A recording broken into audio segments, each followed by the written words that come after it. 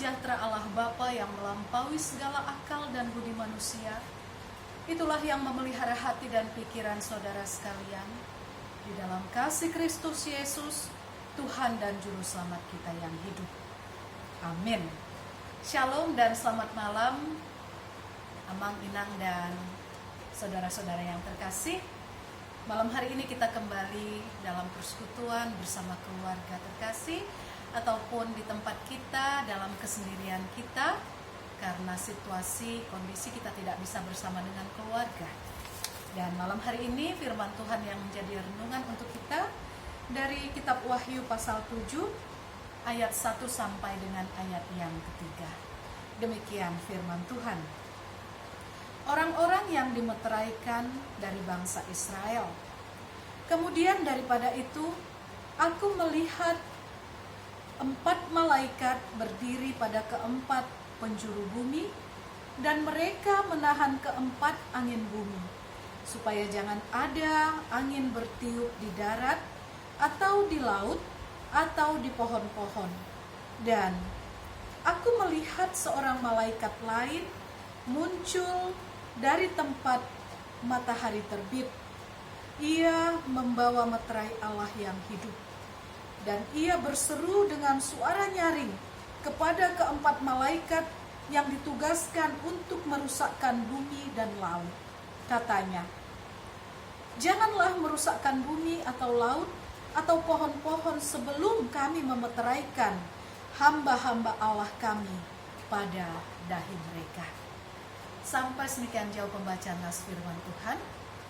Jemaat yang terkasih, konteks daripada nas firman Tuhan malam hari ini adalah berkaitan dengan satu tindakan dari Allah yang hidup, Allah yang senantiasa memperhatikan kehidupan para hambanya, umatnya yang setia, untuk memberikan perlindungan, untuk menyelamatkan dari segala penderitaan ataupun ancaman karena kesetiaan kepada Allah yang hidup, yakni dengan membawa meterai, dan itu menjadi tanda meterai pada dahi para hamba yang setia tadi, untuk membuktikan kesetiaan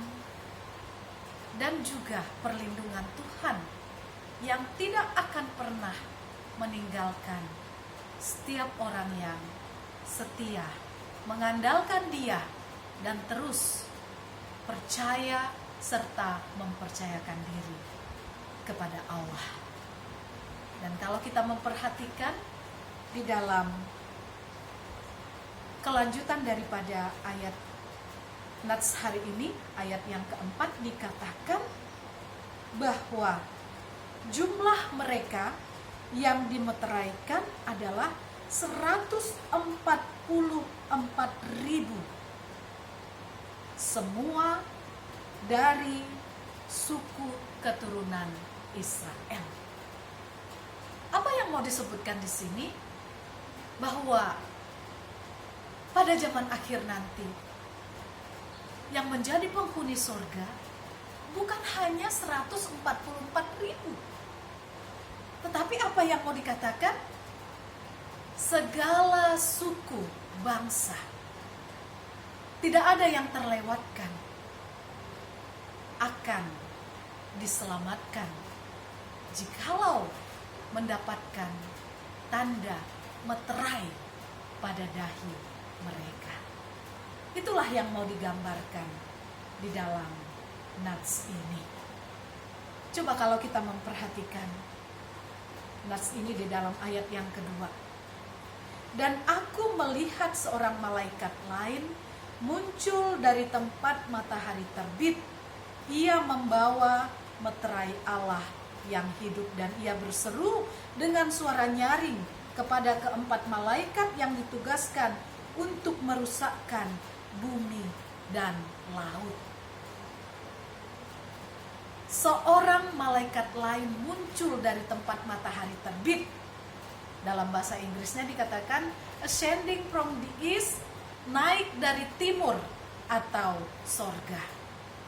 Malaikat yang muncul ini, yang naik dari timur atau sorga ini adalah Yesus. Ialah yang membawa meterai Allah yang hidup dan yang berseru dengan suara nyaring kepada keempat malaikat yang menahan keempat penjuru angin. Janganlah merusakkan bumi atau laut atau pohon-pohon sebelum kami memeteraikan hamba-hamba Allah kami pada dahi mereka. Saudara yang terkasih, meterai yang diberikan sebagai tanda kepemilikan, inilah yang mau disampaikan kepada kita saat ini.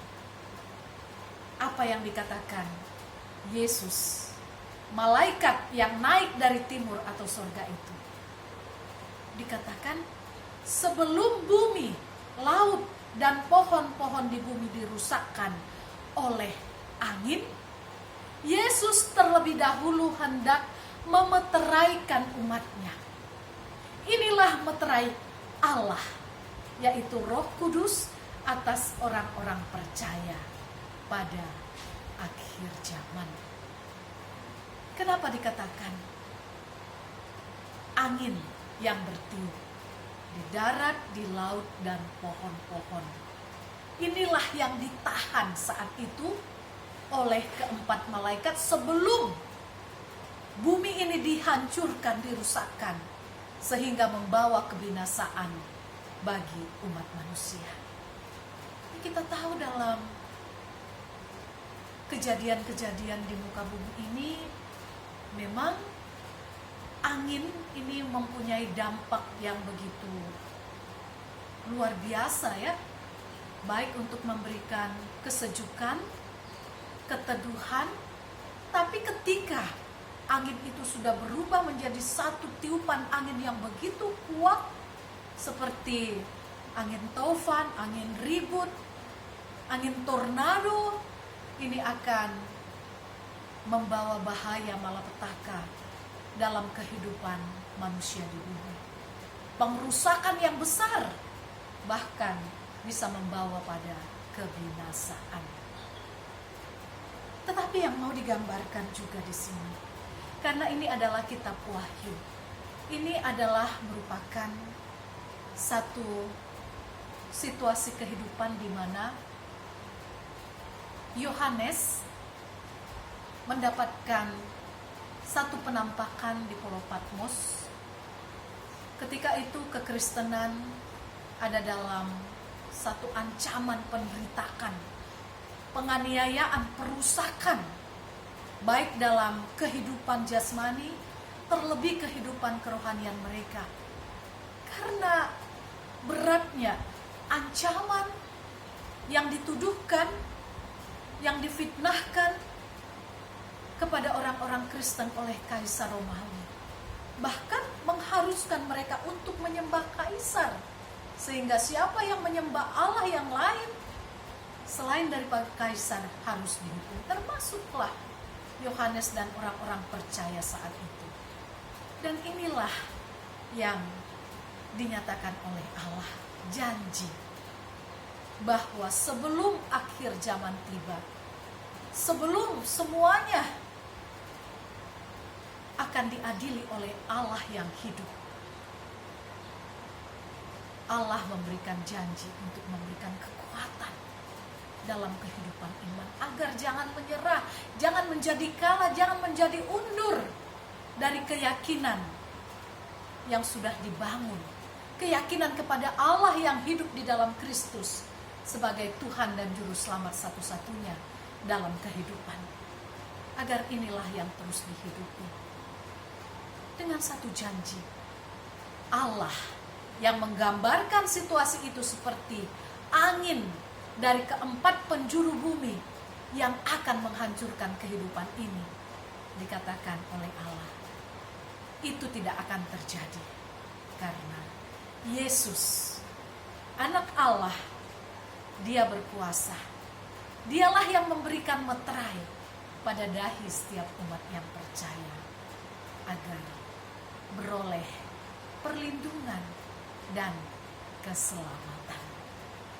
Saudara yang dikasihi Tuhan kita Yesus Kristus, nas ini mau memperlihatkan kepada kita dahsyatnya keempat angin yang dapat memporak-porandakan, menghancurkan kehidupan manusia.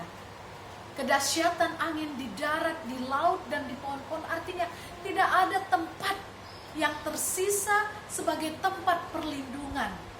Diperlihatkan di sini, di dalam nats ini, bahwa manusia tidak dapat membebaskan dirinya dari kedahsyatan angin tersebut.